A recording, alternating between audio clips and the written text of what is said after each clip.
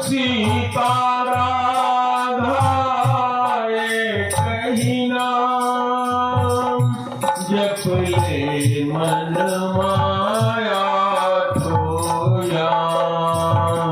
सीता राधा एक ही नाम, जप ले मन माया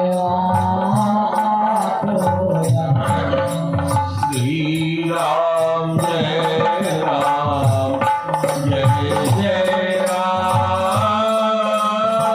श्री राम जय राम, जय जय राम। श्री राम जय राम, जय जय राम। श्री राम जय राम, जय जय राम। एक बार में भगवान की जय। माता पार्वती ने पूछा भगवान से कि हे प्रभु, हे जगत गुरु, हे मेरे अधीश्वर, जो कुछ मैंने न पूछा हो, जो कुछ मेरे लिए आवश्यक हो, जिस प्रकार मेरा यह भ्रम मिट जाए, ये मुझे बताइए। तो भगवान भोलेनाथ उसी तरफ चल रहे हैं और माता पार्वती से कहते हैं कि हे पार्वती सुनो, भगवान के अवतार के कई कारण हैं, लेकिन प्रमुख कारण एक यह है कि जब जब हो ही धर्म की हानि, बाढ़ही असुर अधम अभिमानी, तब तब प्रभु धरी विविध शरीरा, हरहि कृपा निधि सज्जन पीरा। कह रहे हैं कि जब जब हो ही धर्म कै हानि, जब जब धर्म की हानि होती है। धर्म क्या है? सनातन धर्म में क्या धर्म है इसको तो पूरा पूरा बताया नहीं, लेकिन कुछ लक्षण बताया। क्या बताया? धृते है क्षमा दमो अस्तेयम, शौच इंद्रिय निग्रहम, धी विद्या सत्यम क्रोधो, दशकम धर्म लक्षणम। धर्म का मतलब होता है जिसको धारण किया जाए। पूजा करना एक पद्धति है, एक कर्मकांड है। दीपक जलाओ, इस चीज का दीपक जलाओ, ऐसे आरती करो, लेकिन जिसको आप धारण करते हैं वह होता है धर्म। धर्म का मतलब ये होता है कि धारण करना। तो कहा कि क्या क्या धारण किया जाए, तो सनातन धर्म में उसका लक्षण बताया गया। कहा धृति ही, धैर्य का धारण करना। कैसी भी परिस्थिति आ जाए, सभी परिस्थितियों में अपना जो धैर्य है, जो हिम्मत है, उसको न छोड़ना, यह है धर्म का एक लक्षण। दूसरा क्षमा, अपने अंदर क्षमा धारण किया जाए। क्षमा क्या होता है? कोई आदमी किसी दूसरे व्यक्ति को गाली दे दिया, अब जिसको गाली दी गई है वो इतना सक्षम है कि जिसने गाली दिया है उसको उठा के पटक सकता है, फेंक सकता है, मार सकता है, उसका सब कुछ बिगाड़ सकता है, लेकिन उसने अपने हृदय में धारण किया है कि मुझे क्षमा धारण करना है। तो उसने कहा कि इसने जो कुछ किया ये इसका अपना दृष्टिकोण, हमारा दृष्टिकोण है क्षमा करना, और हम क्षमा करते हैं। यह होता है क्षमा। यह क्षमा नहीं होता कि किसी ऐसे व्यक्ति ने हमको कुछ कहा जिसका हम कुछ करने की स्थिति में नहीं है, हम कुछ भी उसका बिगाड़ नहीं सकते, कुछ उसका कर नहीं सकते। तो हमने कहा हमने उसको क्षमा कर दिया, यह क्षमा नहीं है। इसको केवल समझाने की दृष्टि से आपको मैं चर्चा कर रहा हूँ। आप सब लोग जानते हैं, ज्ञानवान है, बुद्धिमान है, लेकिन उसी को मैं दोहरा रहा हूं, कोई नई चीज नहीं। दम का मतलब एक तो धृति है और दूसरा है दम। दम का मतलब होता है अपनी इंद्रियों का दमन करना। जैसे हमने आपसे चर्चा किया, बताया कि हमारे इंद्रियों के विषय कितने हैं, अनंत है। अब हमको यदि मीठा खाने में बहुत शौक है, रसगुल्ले हमें अच्छे लग रहे हैं, तो हम खाए जा रहे हैं, खाए जा रहे हैं, खाए जा रहे हैं। एक समय तक तो चलेगा, लेकिन उसके बाद क्या होगा, आपकी तबियत खराब हो जाएगी, पेट खराब हो जाएगा, अस्वस्थ हो जाएंगे, अल्टीमेटली क्या होगी, डेथ हो जाएगी। ये पंखा थोड़ा सा घुमा दो, इसका मुंह तेज हवा माइक पे आ रही है। तो दमन करना, इंद्रियों को दमन करने का मतलब है जितनी उसकी आवश्यकता है, जितना हमारे शरीर के लिए, जीने के लिए, सुख से रहने के लिए हमारी इंद्रियां हमको मिली, किसी इंद्रिय की एक विषय में बिल्कुल हमें व्याप्त हो जाना, बाकी सब कुछ भूल जाना, ये हमारा धर्म नहीं है। तो हमको धर्म में क्या सिखाया जा रहा है, दम, धृति, क्षमा, दमो, और फिर क्या कहा, अस्ते, चोरी न करना। हमारे पास जो कुछ है उसी में हम अपना जीवन यापन करेंगे। दूसरे का सामान गिर गया है, हम जानते हैं नहीं जानते हैं किसका है, हमारे लिए वो मिट्टी के समान ही है।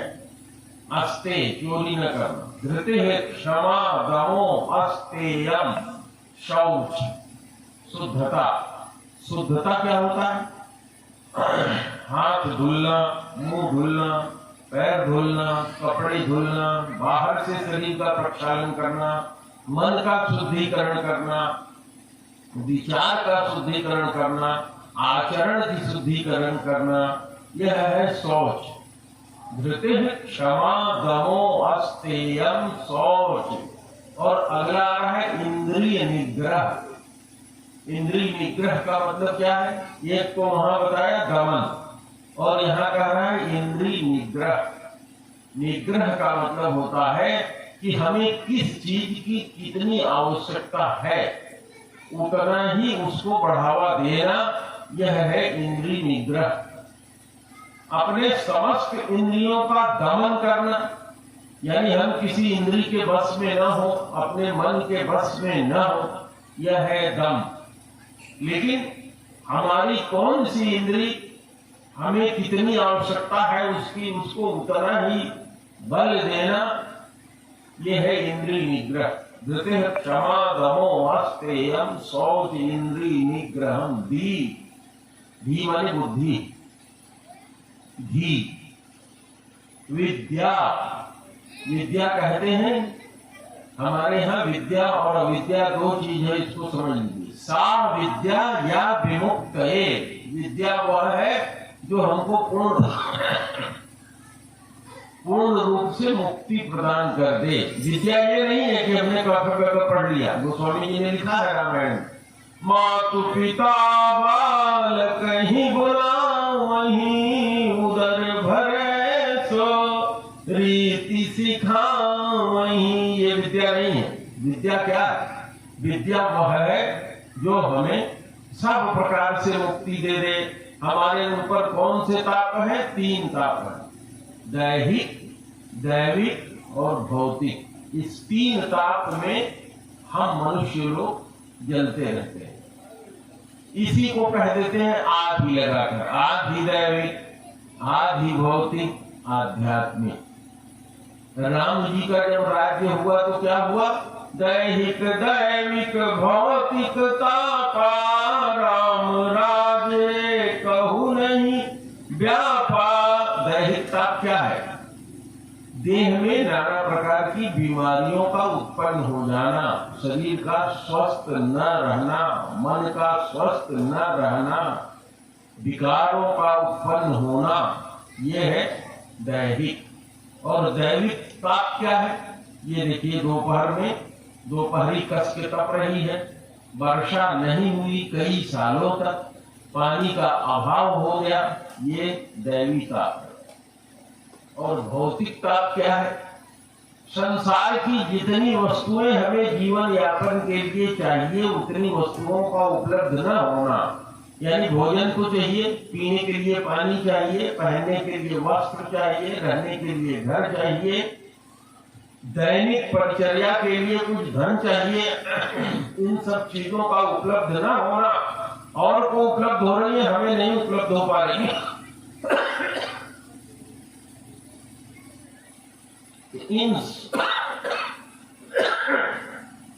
इन सब को जो उपलब्ध करा दे वह है विद्या। सा विद्या या विमुक्त है। अविद्या क्या होती है? विद्या अपर अविद्या दो। अविद्या क्या है? अविद्या वह है जो हमको गर्त में ले जाए, जो हमको फंसा दे, जो हमें अज्ञान की तरफ ले जाए, जो हमें बंधन में डाल दे, वह है अविद्या। तो धी विद्या सत्य। सत्य क्या है? जो आंख से देखा, जो अपनी कान से सुना, जिसको हमने विचार करके देख लिया, जो तीनों काल में एक जैसा रहने वाला है, ये है उसकी कसौटी। भूतकाल जो बीत गया, वर्तमान काल जो इस समय है, भविष्य काल जो आगे आएगा, इन तीनों में जो एक सा रहे, परिवर्तनशील न हो, वह कहते हैं वह सत्य। इसीलिए कहते हैं कि हमें क्या करना चाहिए? सत्संग, सत्य का संग करना चाहिए। तो आपके साथ सत्य है क्या? एक तो आपका शरीर है, यह शरीर सत्य नहीं है, यह घटता है, बढ़ता है, मिट जाता है, पैदा होता है, बढ़ता है, जवान होता है, बूढ़ा होता है, मर जाता है। लेकिन आपके अंदर जो ये चैतन्य है, ये हमेशा से था, भूतकाल में भी था, आज भी है और आगे भी रहेगा। यदि आप चाहें तो अपने इस जीवन काल में ही इसका परीक्षण करके देख सकते हैं। और यदि कोई व्यक्ति इसके बारे में जानना चाहता है कैसे परीक्षण करेगा, तो इस कथा के बाद मुझसे मिलेगा, क्योंकि इस कथा में प्रसंग बढ़ेगा, इसलिए मैं उस पर चर्चा नहीं कर रहा। धी विद्या सत्यम क्रोधो अक्रोध। क्रोध, आप लोगों से चर्चा हुई, काम माने कामना। कामना ही समस्त विकारों का कारण है। कामना के कारण ही क्रोध आता है। तो इस संसार में रह करके हमें क्रोध का त्याग करना है, और हमें इस स्थिति में अपने मन को, वाणी को, शरीर को ले आना है कि हम जान जाए कि हम क्रोध हमारे अंदर आ गया, व्याप्ति क्रोध की हमारे अंदर है। जब आप जान जाएंगे तो इसको रोक लेंगे। आप जानते नहीं हैं, ये एक ऐसी प्रसुप्त अग्नि है जो कब अंदर लग जाती है मन को पता नहीं लगता, लेकिन जो इसमें अभ्यास करता है उसको वैराग्य, उसको वैराग्य आ जाता है। वैराग्य किस चीज से? क्रोध से, कामना।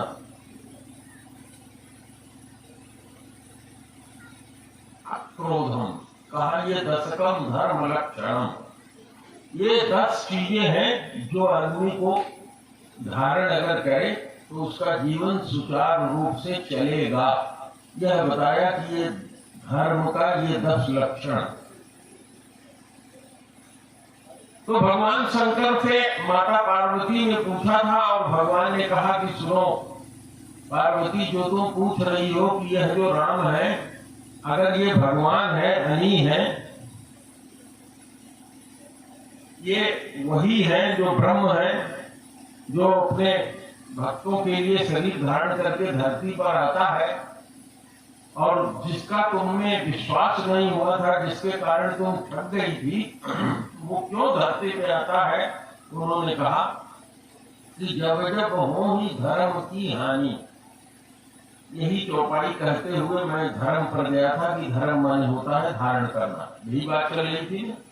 तो जब इसकी हानि होती है, अर्थात हमारे अंदर से ये जो धर्म के 10 लक्षण हैं जब ये निकलते हैं, या हमको कोई प्रकट व्यक्ति या समूह हमको इसको धारण करने से रोके, धारण न करने दे, हमको स्वतंत्र होकर के इसे करने का अनुमति न मिलने पावे, तब ऐसी विशेष परिस्थिति उत्पन्न हो जाती है कि उस समय किसी महापुरुष के रूप में भगवान को आना पड़ता।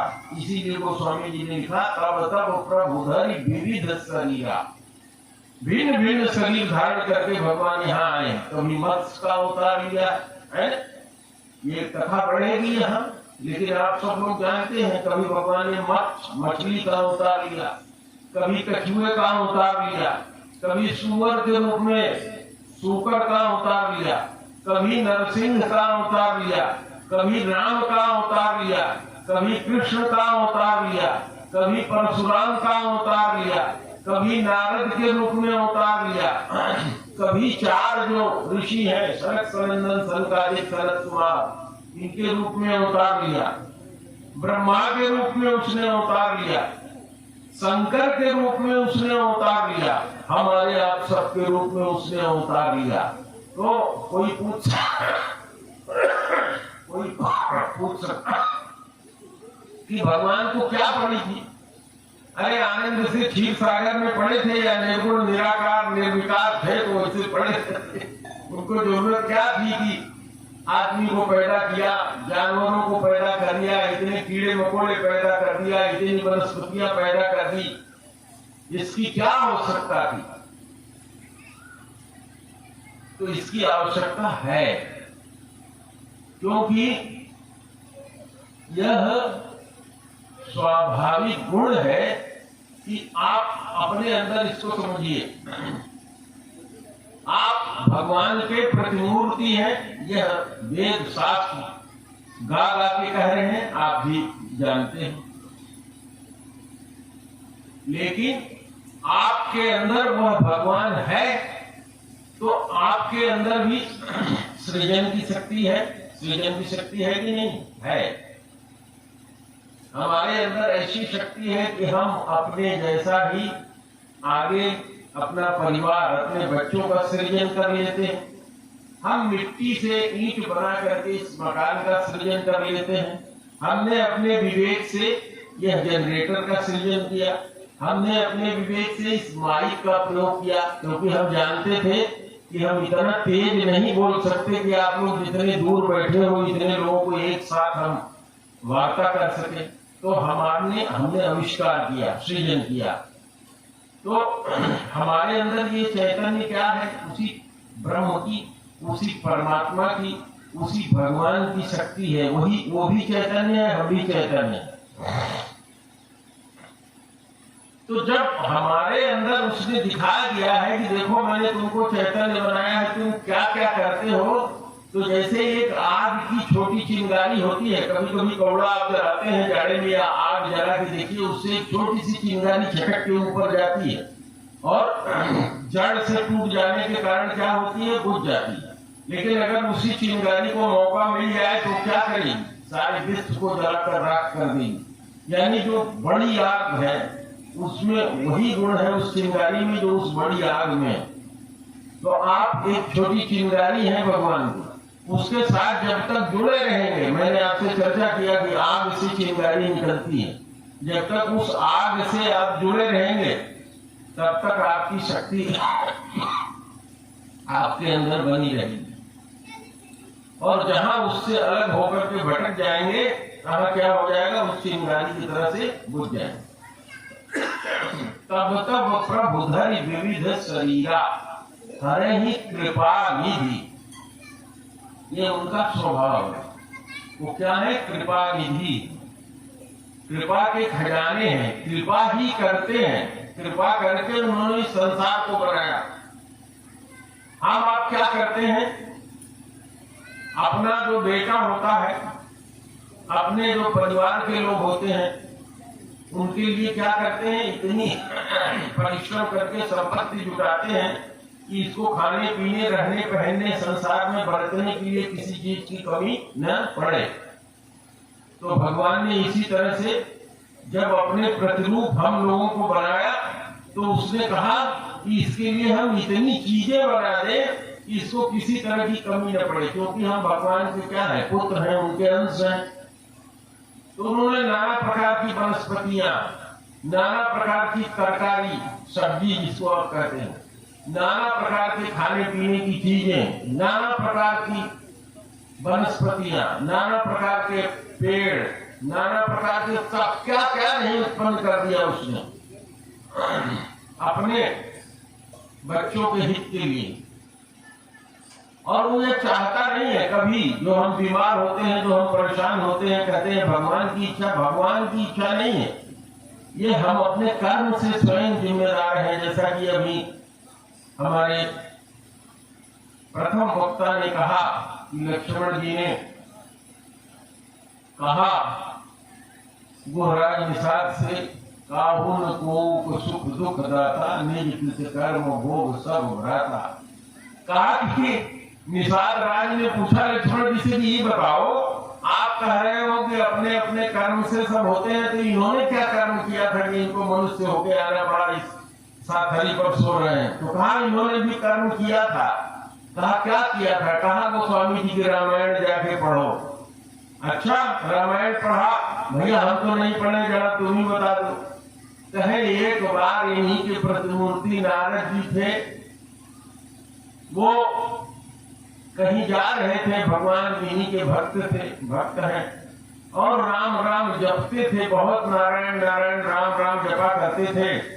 हिमालय से गुजर रहे थे, एक ऐसा सुरम्य स्थान आया, इनका मन चित्त वहां लग गया, और इस नारद जी को दक्ष जी ने श्राप दिया है कि जाओ नारद, दक्ष के पहली पत्नी से उत्पन्न बच्चों को भी इन्होंने ऐसा ज्ञान बता दिया कि वो सब तपस्या करने गए, वहीं से विरक्त हो गए, घर लौट के नहीं आए। दक्ष चाहते थे कि हमारे पुत्र सब हमें प्रजापति बने थे, वो तो सृष्टि की रचना करें, सृष्टि में योगदान करें, वो नहीं होने पाया। उनके दूसरी पत्नी से जो बच्चे थे उनको भी उन्होंने यही कर दिया। तो दक्ष ने श्राप दिया कि है नारद जाओ, तुम 2 घड़ी से ज्यादा कहीं टिक नहीं पाओगे। तो भगवान की जब कृपा हुई, राम का नाम जपते रहे, सुंदर स्थान आ गया, तो वहां पर जो है उनका मन लग गया, वही तपस्या में लीन हो गए, समाधि अखंड विचल लग गई। सुनासीर जो इंद्र था उसके मन में ये लगा कि नारद जी कहीं ऐसा न हो कि ये तपस्या करके भगवान को प्रसन्न कर ले, इनकी श्राप की गति भी बाधित हो गई है, और कहे कि इंद्र वाला स्थान हमको दे दिया जाए। सुखहाड़ ले भाग सट, गोस्वामी जी ने बड़ा सुंदर लिखा, क्योंकि कुत्ते को सूखा हाड़ ही बहुत बड़ी चीज नजर आती है। तो इंद्र को अपनी संपत्ति, जो इंद्र के इंद्रासन पर बैठा है, वो लगता है कि यही सब कुछ है, इससे बड़ी कोई चीज नहीं है। कुएं का जो मेढक है उसको सारी दुनिया वही बहुत बड़ी नजर आती है, वो चाहता है बस इसी में बने रहे। इसीलिए गोस्वामी जी ने वहां सूखहाड़ वाला चौपाई लिखा। तो फिर पूछा गुहराज निषाद ने, लक्ष्मण जी बताओ फिर क्या हुआ? अरे कहे भाई, फिर हुआ ये कि उन्होंने कामदेव को भेज दिया, इंद्र ने। कामदेव आया, सारी चाल चल दिया उसने, नारद जी की समाधि अखंड नहीं हुई, खंड से खंड नहीं हुई, अखंड बनी रही। फिर उसने जा करके उनके चरणों पर प्रणाम किया, जैसे माथा रखा, नारद जी आंख खोले हैं। वो कौन? महाराज मैं कामदेव, मैंने सारा प्रयास करके मैं हार गया। मैंने शंकर जी को तो डिगा दिया था, बाण मारा, वो क्षुब्ध हो गए और उन्होंने क्रोधित होकर के तीसरा नयन उभार दिया और हमको मार दिया। लेकिन महाराज आप तो उनसे भी श्रेष्ठ हो, आप भी ब्रह्मा के पुत्र और शंकर भी ब्रह्मा के पुत्र, तो महाराज आप शंकर जी से भी आगे हो, आपने हमको आज पराजित कर दिया। वहां तो मैं मारा गया, दूसरे तरह की पराजय थी, लेकिन आपके अंदर न तो क्रोध उत्पन्न हुआ, न किसी भी तरह का विकार नहीं उत्पन्न हुआ, तो आप श्रेष्ठ हैं। उन्होंने कहा नारायण नारायण नारायण। करते हुए पहुंच गए ब्रह्मा जी के पास। उनसे बताया कहा पिताजी कहाँ नारद, अरे कहें कि आप भी अपने उस लड़के की जिसको शंकर कहते हैं उसकी बड़ी बड़ाई करते हैं कि उसने कामदेव को जीत लिया। त्रिभुवन का वो त्रिभुवन अधिपति है, भगवान भी उसको अपना सखा, अपना मित्र और अपना सब कुछ मानते हैं। तो केवल वही नहीं है, मैंने भी जीत लिया। तो बड़ी हंसी आई पिताजी को, उनके ब्रह्मा जी को। उन्होंने कहा कि भाई ऐसा है कि इस तरह की बात नहीं सोचा करते बच्चे मेरे। तो उन्होंने कहा ठीक। उन्होंने कहा देखो भाई, ये जो तुम सोच रहे हो नारद, ये अभिमान की बात है। ये बात जो हो गई ये भगवान की कृपा थी, इसको अपने अंदर रखो, ये कहने सुनने की बात नहीं है। नारद जी कहाँ मानने वाले थे, वहां से निकल के आए, शंकर जी के पास पहुंच गए। शंकर जी उनके बड़े भाई हैं, कैलाश में पहुंच गए। वहां जाकर के कहा महाराज आपने जाना? कहे नहीं जाना तो नहीं। अरे कहे आपने तो कामदेव को जला डाला था, मैंने तो कामदेव को जीत लिया। कहे हाँ हाँ नारद जी आप सक्षम हो, आपने जीत लिया, मैं जानता हूँ इस प्रकरण को। लेकिन जिसके कारण आपने जीता जगतपति नारायण, उनके यहाँ जाकर के कभी इसका वर्णन मत करना, क्योंकि तुम्हारे अंदर जो है एक अंकुर जग गया है अभिमान का। तो भगवान अपने भक्तों का अंकुर कभी अंदर रहने नहीं देते हैं। तो माता पार्वती ने कहा कि हाँ प्रभु, हमारे गुरुदेव नारद जी को इस तरह की स्थिति उत्पन्न हो गई थी। कहा हाँ हाँ हाँ पार्वती, तुम्हारे गुरुदेव को। कहा तब क्या हुआ? कहा कि भगवान के यहाँ भी पहुंच गए वो। ये जो राम जी है ना, ये राम जी जहाँ रहते हैं उन्हीं के, राम जी के ही भक्त हैं नारद जी। तो उनके यहाँ भी पहुंच गए। और जैसे ये पहुंच गए तो इनके पहुंचने के कारण को भगवान राम जो है जान गए, विष्णु जी जान गए। और वो लेटे हुए थे, लेटे हुए से उठ के बैठ गए, खड़े हो गए। आओ नारद आओ आओ आओ। और उठ के खड़े हुए नारद से कहा कि आधे आसन पर तुम बैठो, आधे पर मैं बैठता हूँ। शेषनाग का जो उनका आसन था, आधे पर नारद को बैठा दिया, आधे पे अपने बैठ गए। नारद जी को लगा हाँ देखो अब मेरी क्या वैल्यू बढ़ गई है। अब मेरी इज्जत जहां मैं आता था नारायण नारायण करके, अब वहां देखो मेरे आने पर ये स्वयं उठ करके खड़े हो गए, आधा आसन मुझको दे दिया है।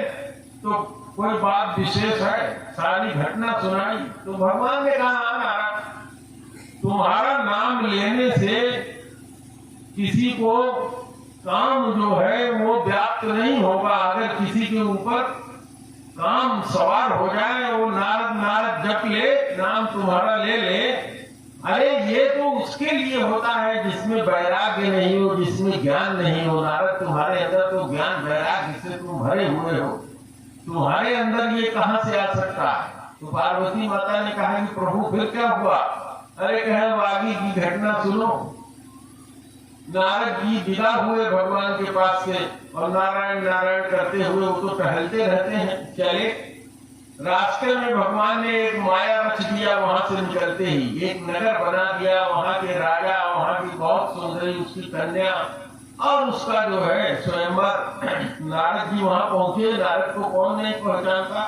उस राजा ने बुलाया, कहा महाराज नारद जी बड़ी कृपा है आपकी, आइए, ये मेरी सुंदर कन्या है, इसका नाम ये है, आप जरा इसको देखिए। उसका हाथ देखा उन्होंने, देखने पर सब लक्षण उनको समझ में आ गया कि इसका जो पति होगा वो त्रिभुवन पति होगा, उसको कोई जीत नहीं पाएगा। लेकिन वो देखने में इतनी सुंदर थी कि वो सब ज्ञानवान उनका सब भूल गया। जब तक कैसे बताएंगे स्वतंत्र पार्टी को, तो याद है, तो आप सब लोगों को याद है। बार बार उस समय जब तक कुछ नहीं होता था, अब बस उनके मन में ये केवल आता था कि हे प्रभु हे विधि, किस प्रकार ये बाला मिल जाए मुझको, किस तरह से मेरी शादी हो जाए। जब तक कुछ न हो इतने ही काला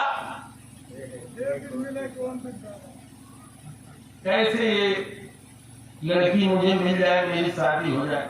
तो उन्होंने कहा कि अब मैं विचार करूं, मैं इतना सुंदर और ये सब तो हूं नहीं, बाकी लक्षण तो मेरे अंदर हैं। जो इसका हाथ मैंने देखा, त्रिभुवन में मुझको भी कोई पराजित नहीं करता। एक कामदेव है, सबको पराजित करता था, उसको मैंने जीत ही लिया। तो ये शादी हो सकती है, लेकिन ये है कि थोड़ा मैं सुंदर हो जाऊं, हैंडसम बन जाऊं। कहा इसमें भगवान विष्णु जी का याद किया जाए। तो कहे अब विष्णु के यहाँ जाते हैं तो बड़ा देर लगेगी, तो बड़े कृपालु हैं, हमारी सुनते भी हैं। वहीं से नाम पुकारा उनका, राम राम राम राम करना शुरू किया, नारायण नारायण। भगवान प्रकट हुए तो भगवान ने कहा, हाँ नारद बताओ। अब नारद जी तो आप सब लोग, हम सब लोग यही करते हैं। हमारे पास भी, आपके गांव से भी बहुत भक्त आते हैं, तो यही कहते हैं महाराज बड़े दुखी हैं। अच्छा क्या दुख है? अरे महाराज आप तो सबके मन की जानने वाले हैं, आप सब जान जाते हैं, आप जान जाओ महाराज। तो नारद जी ने भी यही कहा, सो सब जानहु अंतर्यामी पूर्वहु मोर मनोरथ स्वामी। तो मैं आप लोगों को कह रहा हूं, अब आइंदा से किसी के यहाँ भी जाना, हनुमान जी के मंदिर में जाना, गुरु जी की समाधि पर भी जाना, तो ये मत कहना महाराज आप सब जानते हो, नहीं तो जैसे नारद जी ठग गए वैसे तुम लोग भी ठग जाओगे।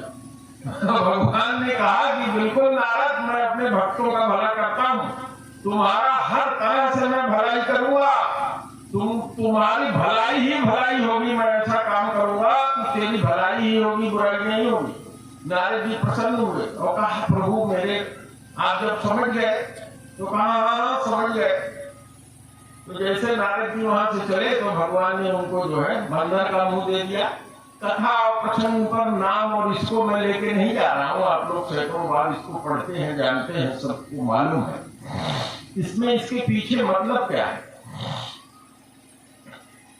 अगर भगवान से सीधे उन्होंने कह दिया होता, भगवान का स्वभाव कैसा है, वो अपने आप को दान कर देते।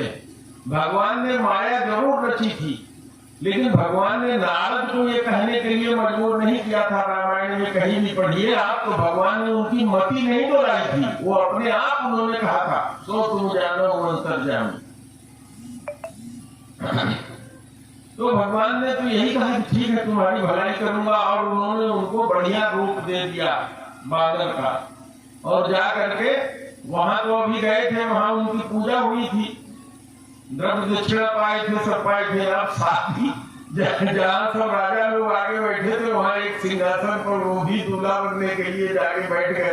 अब उधर से लड़की जयमाल लेकर के चली और बार बार ऐसे पूछक खड़े हो कि हमको तो भगवान ने सुंदर बना दिया है, आशीर्वाद भी भगवान का मिल गया कि ठीक है तुम्हारी मनोरथ पूरी होगी, तो ये क्यों नहीं आ रही है मेरी तरफ। एक बार उस कन्या ने ऐसे उनको देखा और उसके बाद फिर उसने देखा ही नहीं और फिर आगे बढ़ गई। बहुत से राजा थे इधर, नारद जी पहले बैठे थे, वो पीछे गई, किसी को जयमाल डाल दिया, और जिसको जयमाल डाल दिया वो दुल्हन को लेकर के चला गया।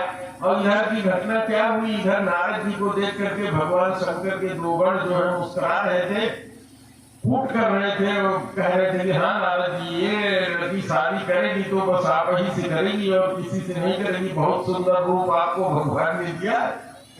जब देखा कि अब तो शादी भी हो गई, कोई दूसरा लेकर के गया, तो फिर वो जो भगवान शंकर के गण थे उन्होंने कहा कि नारद जी जरा अपना चेहरा पानी में तो देखो, दर्पण में देखो। अब दर्पण कहाँ मिले, थोड़ा सा पानी जो है वहां था, गिलास में पीने के लिए पानी आता है सभी को, उनको भी मिला था। देखा उसमें उन्होंने, अरे ये तो बंदर का चेहरा मेरा मिला हुआ है।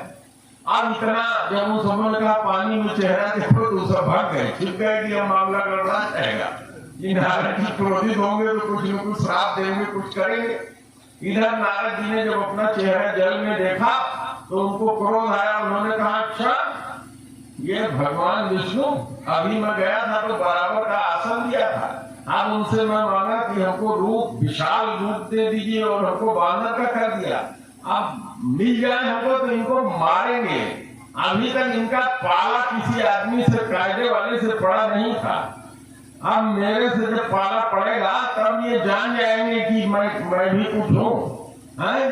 आज अच्छे घर में बाणी दिया है। तो माता जी ने पूछा कि प्रभु फिर क्या हुआ?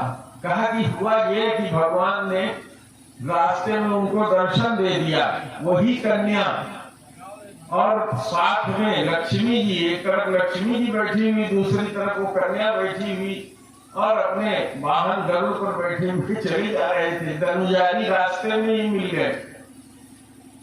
तो नारद जी ने कहा रुको रुको रुको रुको। अब सोच रहे हैं कि इनकी पत्नियां भी सब साथ में हैं, अभी कुछ करें कि रोके, क्या करें। तब तक भगवान ने अपनी माया का निवारण कर दिया। अब देख रहे हैं कि न वहाँ लक्ष्मी जी हैं और न वो राजकुमारी है, और उनके समझ में भी आ गया कि ये भगवान की केवल माया थी जो उन्होंने इस तरह से राज का निर्माण कर दिया और मैं ठगा गया हूँ। यह सब श्राप देने से पहले भगवान ने उनको बोध करा दिया, लेकिन क्रोध के बस में वो हो गए। अगर वो भी अपने अंदर अभ्यास किए होते क्रोध को रोकने का और जान जाते कि मैं क्रोध में हूँ, तो भगवान को श्राप नहीं देते। भगवान को उन्होंने श्राप दिया।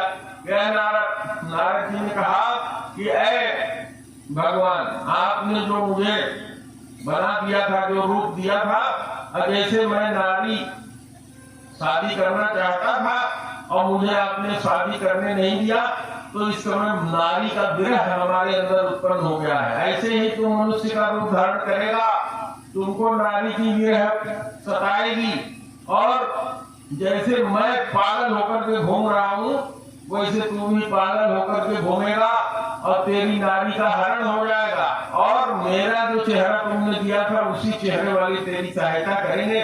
भगवान शंकर ने कहा कि एक कारण तो भगवान के जन्म का ये हो गया। भगवान ने कहा तथास्तु, नारद जो तुमने श्राप दिया मैं स्वीकार करता हूँ। जब भगवान ने कहा तथास्तु स्वीकार करता हूँ, तब नारद जी का गुस्सा उतरा। उन्होंने कहा प्रभु माफ करो, हमको क्षमा करो, मैं बड़ा क्रोध में था, मैं अपना श्राप सब वापस ले रहा हूँ। भगवान ने कहा नहीं नहीं नहीं नहीं नहीं, ये मेरी इच्छा थी, मेरी यह इच्छा थी, मेरी ये लीला थी, मैं चाहता था कि ऐसा ही हो। तो माता पार्वती से भगवान शंकर ने कहा कि एक कारण तो भगवान के अवतार का ये था, इससे पहले भी दूसरा कारण उन्होंने बताया। कहा एक कल्प की कथा है, मैं अपने बैकुंठ में भगवान थे और वहां पर जो है जय विजय नाम की उनके दो सेवक थे, जो सनक सनंदन सनत कुमार लोग जा रहे थे दर्शन के लिए, उनको कभी रोक नहीं था। उन लोगों ने रोक लगा दिया, वो लोग भी नाराज हुए और वहीं से श्राप दिया, जाओ तुम लोग जो है महान राक्षस हो जाओ। और तत्काल भगवान उठ करके आए और उन्होंने पीठ ठोका उनकी, चारों भाइयों की। कहा बहुत अच्छा किया तुम लोगों ने, मेरी यही इच्छा थी, मैं यही चाहता था कि तुम लोग श्राप दो। और कश्यप और अदिति, कश्यप जी की दो पत्नियां थी, दिति और अदिति। दिति से सब देवता उत्पन्न हुए, अदिति से उनके दो पुत्र उत्पन्न हुए तत्समय में, जो एक का नाम था हिरण्याक्ष, दूसरे का नाम था हिरण्यकश्यप। उनको मारने के लिए भगवान को अवतार लेना पड़ा, लेकिन गोस्वामी जी ने इस कथा को बहुत ही शार्ट में करके खत्म कर दिया, क्योंकि उस समय भगवान ने राम का अवतार नहीं लिया था। गोस्वामी जी तो राम के अवतार के बारे में कह रहे हैं कि जो कथा राम के अवतार से संबंधित होती उसको वो ज्यादा प्रेफर किया। इसीलिए उन्होंने कहा कि राजा दशरथ के यहाँ भगवान ने अवतार लिया 4 भाइयों के रूप में, और जो इन्होंने श्राप दिया था नारद जी ने, तो उस समय जो ये 2 भाई उस समय पैदा हुए थे उनको भी श्राप दिया था कि 3 जन्म तक तुम लोग राक्षस हो गए। तो दूसरे जन्म में वो रावण और कुंभकर्ण हुए। तो भगवान ने राम का अवतार लेकर के उनका वध किया, और उसी लीला में उनकी सीता की खोई हुई थी जब तुम उनसे जाकर के मिली थी। कहा इतना ही नहीं, तुमको मैं और भी बता दूं कि भगवान बड़े कौतुकी हैं। भगवान भगवान के पुत्र, भगवान की इच्छा से उत्पन्न हुए ब्रह्मा जी, ब्रह्मा जी के पुत्र प्रजापति मनु, और मनु के पुत्र मनु और शत्रुपा, उन्होंने बहुत दिनों तक राज्य किया। मनु और शत्रुपा, उनके पिता कौन थे? ब्रह्मा जी। और ब्रह्मा जी के पुत्र होने के कारण विष्णु जी और शंकर जी से सैकड़ों बार उनकी मुलाकात होती थी, हुई नहीं होगी, होती थी। बहुत दिनों तक उन्होंने राज्य किया। उनके मन में आया कि भगवान ये कौन है? ब्रह्मा विष्णु महेश तो ये भगवान है नहीं, रोज मेरी इनसे मुलाकात हो जाती है और वेद गाता है कि वो अनी है, अज है, अनादि है, अखंड है, अनूप है। और वेद यह भी कहता है कि भक्तों के हित के लिए वो अवतार लेके धरती पर आता है। तो मेरी भी इच्छा है कि हम भी उस भगवान को देखें, वो हमको दर्शन दे, मेरे नैन जो है उसको देख करके जुड़ा जाए। तो उन लोगों ने अपने बच्चे को बरबस बुला करके राजपाट सौंप दिया और वो लोग जंगल में तपस्या करने के लिए चले गए। और आपके बगल में नैमिषारण्य स्थान है, उसी पर वहीं पर आए और यहाँ पर आदि गंगा गोमती के किनारे आकर के उन्होंने तपस्या किया। नारद जी रास्ते में मिले, उन्होंने उनको मंत्र दिया, ओम नमो भगवते वासुदेवाय। उस महामंत्र का उन्होंने बहुत देर तक जप किया।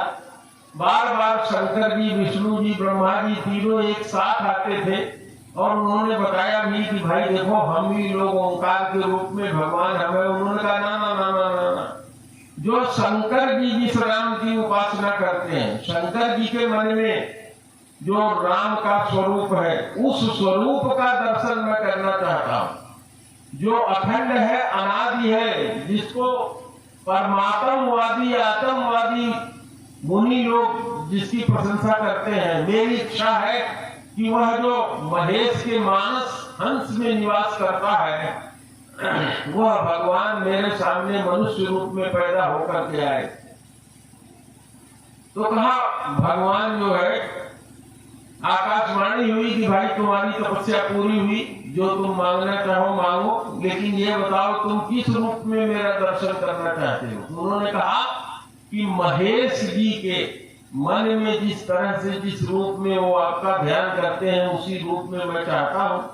तो नील सरोरुह नील तन नील नीलधर श्याम के रूप में वहां प्रकट हुए, वरदान दिया।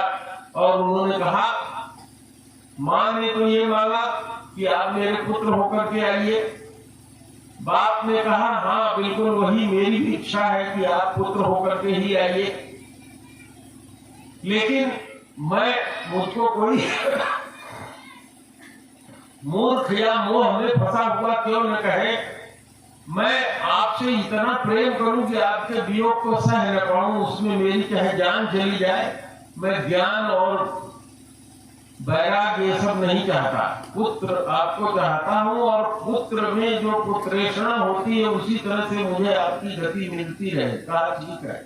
लेकिन माता ने कहा कि ना, मेरा जो इस समय का ज्ञान है कि तुम मुझे वरदान दे रहे हो, तुम मेरे पुत्र भी हो, तो मैं जानती रहूं कि मेरे पुत्र हो और यह ज्ञान मुझे बरकरार रहे। कहा ठीक है माता। तो भगवान अपने अंशों के सहित दशरथ के परिवार में जन्म लेकर के आए। कहा एक कारण और था। कहा वो कारण क्या था? कहा एक प्रतापवान नाम का बहुत बड़ा राजा हुआ, उसका कोई मंत्री था, उसका एक भाई था। इन लोगों ने सारे विश्व को अपने परिश्रम से, अपने तलवार से, अपने उससे जीत लिया। जितने तरह की यज्ञ होते हैं, जितने तरह के धर्म होते हैं, उसने सब कुछ किया। एक बार नहीं, 100 बार किया। लेकिन उसके मन में एक ऐसी इच्छा उत्पन्न हो गई जो उसके नाश का कारण हो गया। कहा क्या? कहा लोभ हो गया। नारद जी को काम उत्पन्न हुआ, उनकी गति खराब हुई, उसके कारण भगवान को आना पड़ा। और इधर लोभ के कारण इनको ये हुआ कि हम ऐसे ही बने रहे, हमारा साम्राज्य हमेशा बना रहे। कथा आप लोग जानते हैं, जंगल में गए, एक राजा जो इनसे हारा हुआ था, वहां कपटी मुनि बन करके रहता था। और उसने इनको कहा कि मेरा नाम एक तनु है, जब से संसार आया तब से मैंने दूसरा शरीर धारण नहीं किया। और कारण ये था कि वो एक शिकार के पीछे, सुअर के शिकार के पीछे गए थे। वो जो सुअर था वो राक्षस था। और जब वहां रात हो गई तो उसी एक तनु नाम के जो ऋषि थे उनके यहाँ गए। उन्होंने जो जो उपाय बताया उसी उपाय में ये चले और इनका नाश हो गया। तो बताया कि वो प्रताप भानु जो था वो रावण के रूप में, उसका भाई जो था कुंभकर्ण के रूप में, उसका जो मंत्री था वो उसके भाई विभीषण के रूप में पैदा हुए। और फिर बताया माता पार्वती को भगवान ने कि यह जो रावण उत्पन्न हुआ, जो मैंने विभिन्न कारणों से बताया, उसने इतना अन्याय अत्याचार किया। उसने सोचा रावण ने कि भगवान की पुष्टि जो होती है वो जो धर्म होता है इसी से होता है, तो धर्म का नाश कर दो। जब धर्म का नाश हो जाएगा तो जो देवता लोग हैं इनकी पुष्टि नहीं होगी। क्योंकि गीता में भी भगवान ने क्या कहा कि ऐ मनुष्यों, तुम देवताओं को पुष्ट करो, देवता लोग पुष्ट होकर के वर्षा करेंगे जिससे अन्न उत्पन्न होगा। अन्न ही प्राण है समस्त जीवों का। और इस तरह से एक दूसरे को परस्पर तुम लोग जब पूरित करोगे तो उससे धन धान्य बढ़ेगा, समृद्धि बढ़ेगी और मेरी प्राप्ति होगी। भगवान ने गीता में ये चीज कहा था। तो यहाँ भी वही तरह की स्थिति आती है। रावण ने कहा कि ये धर्म जो है चलने न पाए, इतना उसने अन्याय कर दिया कि एक बार धरती जो है गौ का रूप धारण करके, आरती की व्यवस्था करो, गौ का रूप धारण करके 5 बजने में थोड़ा ही समय रह गया है, आरती की तैयारी करो, 10 मिनट रह गया है। गौ का रूप धारण करके आई, सारे देवता लोग गए, भगवान की स्तुति किया, जय जय सूर्यनायक जन सुखदायक भगवान प्रकट हुए। कहा भाई बताओ, कहा कि प्रभु आप सब जानते हैं रावण का अत्याचार बहुत बढ़ गया है और कुछ ऐसा करिए कि इसका नाश हो। तो भगवान ने कहा ठीक है, अंश सहित ले मैं उतारा। उन्होंने कहा मैं अपने अंशों के सहित दिनकर के उदार कुल में जन्म लूंगा और समस्त राक्षसों का नाश करूंगा। इस तरह से भगवान ने समय आने पर दशरथ के परिवार में अवतार लिया, चारों भाइयों के रूप में, राम लक्ष्मण भरत और शत्रुघ्न के रूप में। यह चारों भाई जब पैदा हुए, थोड़ा बड़े हुए, तो दशरथ जी ने इन लोगों को पढ़ने के लिए गुरुकुल में भेजा। बहुत थोड़े समय में इन्होंने विद्या पा लिया। एक विश्वामित्र नाम के ऋषि थे। इन विश्वामित्र जी का दशरथ के खानदान से कोई दुश्मनी नहीं थी, लेकिन विश्वामित्र उनका नाम है। जो विश्व का मित्र हो वह है विश्वामित्र। कथा के माध्यम से मैं आप लोगों को चर्चा करूं कि एक बार की बात है, राजा दशरथ के खानदान में एक राजा हुए थे जिनका नाम था हरिश्चंद्र। किसने नाम सुना है हरिश्चंद्र जी का? तो ये हरिश्चंद्र की कथा इसमें 1-2 लाइन में आई है। अगर आप लोग सहमत हो तो मैं आप लोगों को थोड़ा सा उस पर प्रकाश डालूं। हाथ उठाइए, सुनना चाहते? बहुत सुंदर। तो राजा हरिश्चंद्र जो थे, उनको बहुत दिन तक शादी करने के बाद कोई पुत्र उत्पन्न नहीं हुआ। और उस समय जो समय था वो त्रेता का था। ढोलक न बजाओ। त्रेता युग में अगर ढोलक सही करना है तो उधर ले जाके दूर सही करना। तो त्रेता युग था। त्रेता में भगवान यज्ञ से प्रसन्न होते हैं, आपने रामायण में पढ़ा है। तो उस समय यज्ञ की स्थिति ऐसी हो गई थी कि राजसूय यज्ञ, अश्वमेध यज्ञ, नरमेध यज्ञ, नाना प्रकार के यज्ञ होते थे। तो उस समय राजा हरिश्चंद्र ने वरुण जी से कहा कि हे प्रभु, अगर मेरे पुत्र उत्पन्न होता है तो जो मेरा पुत्र होगा उसको मैं उससे यज्ञ करूंगा आपका, और उसको यज्ञ में यज्ञ पशु बना करके बलि दूंगा। राजा हरिश्चंद्र को पुत्र उत्पन्न हुआ, उन्होंने कोई यज्ञ नहीं किया और बड़ा हुआ, उसको जलोदर हो गया। उनके बेटे को जलोदर एक रोग होता है, पेट में पानी की मात्रा बढ़ जाती है, पेट बहुत ज्यादा बढ़ जाता है, जल की मात्रा अधिक हो जाती है। उससे ठीक होने का उपाय जानने का प्रयास किया तो ब्राह्मणों ने उनको बताया कि यह जलोदर इसलिए हुआ है तुम्हारे बेटे को कि तुमने इसकी बलि देने की बात किया था यज्ञ में करके, और वो तुम दे नहीं रहे हो, इसलिए भगवान वरुण जो है नाराज हैं, तो उनका यज्ञ पूरा करो। तो राजा हरिश्चंद्र ने सोचा कि ब्राह्मणों को, अपने पुरोहितों को सबको बुला करके पूछा, तो उन्होंने वेद देखा, शास्त्र देखा और कहा कि इसका एक उपाय है। कहा क्या उपाय है? कहा यदि कोई स्वेच्छा से या कुछ धन लेकर तुम्हारे पुत्र के बदले अपना पुत्र दान कर दे और उसको लेकर के यज्ञ किया जाए तो तुम्हारे पुत्र के जीवन की रक्षा हो सकती है। तो सुनहसेप नाम का एक बच्चा था जो बहुत बड़ा ऋषि हुआ है, वेदों में आप नाम देखेंगे यजुर्वेद में, सुनहसेप को उन्होंने उनके पिता से पैसा देकर के, जितना पैसा वो चाहते थे इतना दे करके उसको खरीद लिया। ये सुनहसेप जो था वो विश्वामित्र जी के रिश्तेदार का, विश्वामित्र जी जो ब्राह्मण हो गए थे तो इस समय भी इनकी कई शादियां हुई थी, तो इनके मामा का वो लड़का था, विश्वामित्र जी के मामा का लड़का था सुनहसेप। विश्वामित्र जी के यहाँ जब यह खबर पहुंची कि हमारे मामा ने हमारे भांजे सुनहसेप को यज्ञ पशु के रूप में बेच दिया है,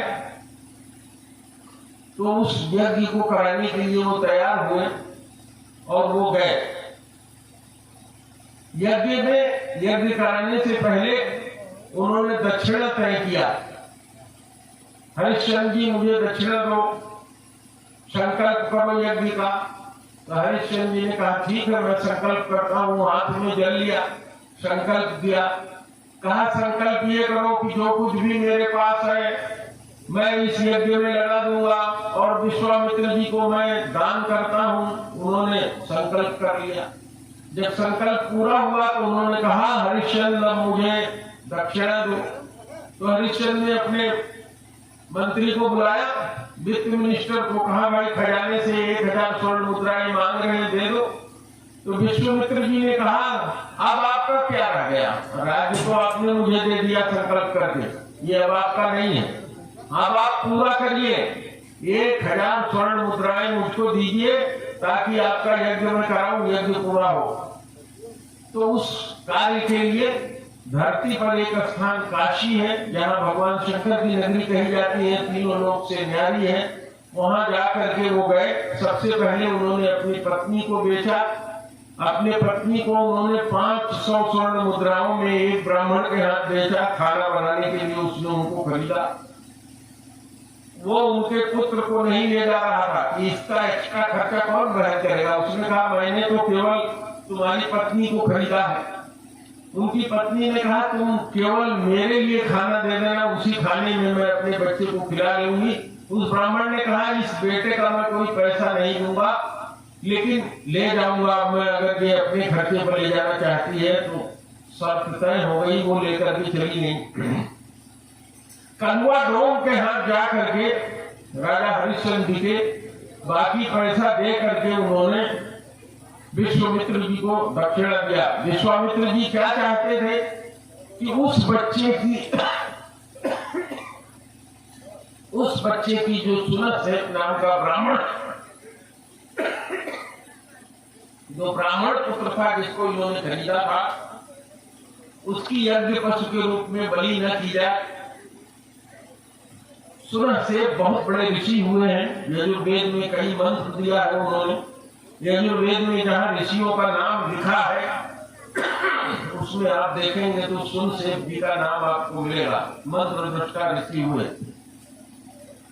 और इधर आप जानते हैं कि हरिश्चंद्र के पुत्र को सर्प ने डसा।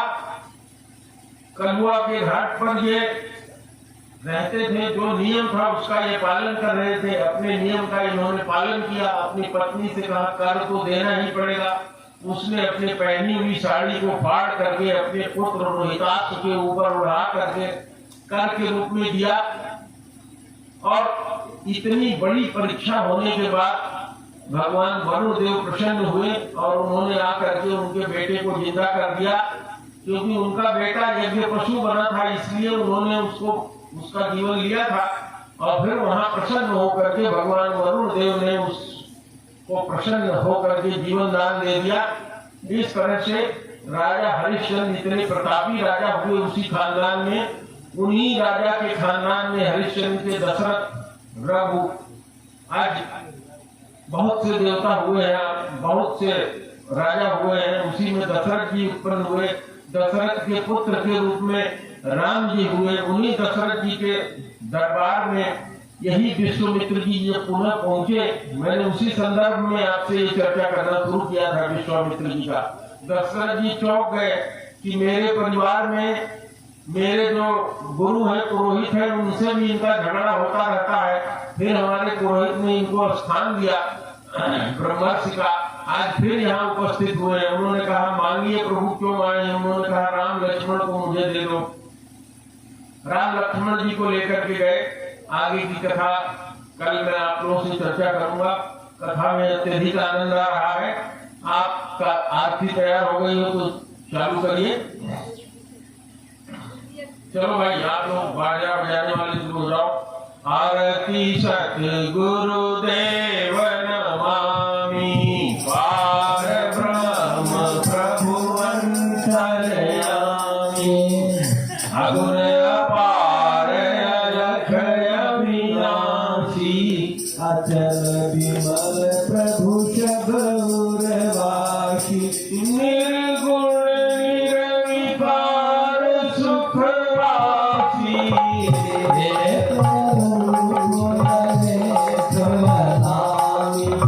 आरती सतगुरुदेव नमामि,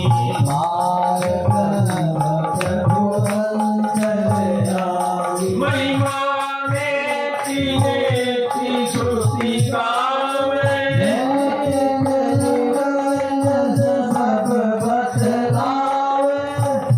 शेष शारदा पार न पावे,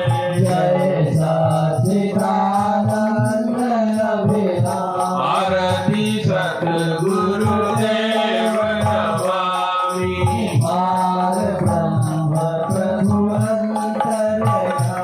बदन किरण तब मोह विनाशक,